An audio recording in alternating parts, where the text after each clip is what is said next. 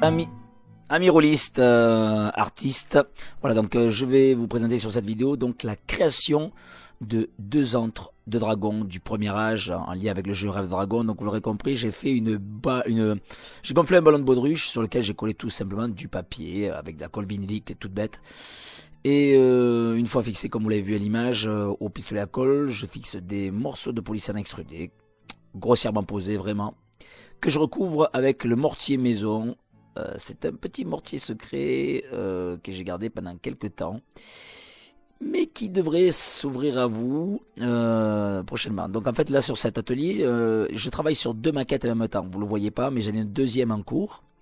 Donc là c'est un antre de dragon, on va dire presque en ruine, ou qui aurait été recouvert par une quantité considérable de terre avec à l'usure du temps, quoi. Et donc on voit le mortier dont je vous parle là, un mortier maison qui a un aspect très très particulier, très réaliste, donnant un effet de terre très intéressant à utiliser sur d'autres types de dioramas, comme ces cristaux là. Et donc, on va passer juste après ça donc à la deuxième maquette, où là c'est très très simple, c'est le reste du ballon. Vous voyez, vous avez compris, j'avais fait un ballon, j'ai découpé deux parties avec, là ce sont des polystyrènes, des sapins de polystyrène que j'ai voulu, que j'ai chauffé un petit peu pour obtenir un effet thermitière. Et donc le fameux brossé à sec qui va se dérouler en plusieurs étapes, je pense 5 étapes de mémoire, avec différents marrons en éclaircissant de plus en plus sur la palette que vous voyez là-bas à gauche de ma main. Donc c'est important d'y aller par à coup, hein, d'y aller petit à petit pour avoir un effet de profondeur et plus de réalisme et plus de, comment dire, de corps à l'objet, quoi. Et donc cet antre du dragon, on peut imaginer qu'il est construit par le dragon lui-même, tel que le ferait un nid, quoi, un animal qui créerait son nid, quoi, hein. Donc après, bon, j'utilise des flocages là, mais on peut très bien utiliser du thé séché pour pouvoir faire donc des feuilles mortes.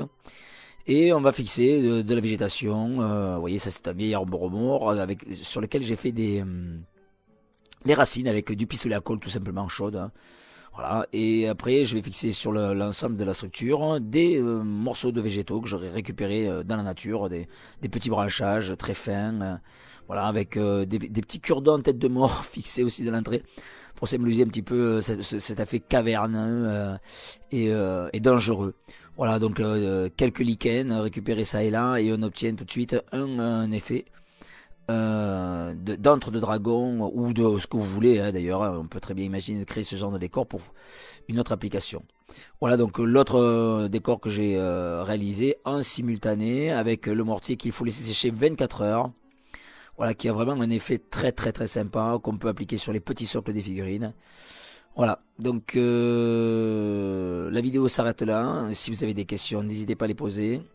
Si il y a un petit challenge là, vous allez le lire juste après, concernant justement ce fameux mortier. Allez, je vous dis à très vite. Bye bye. Merci de m'avoir suivi.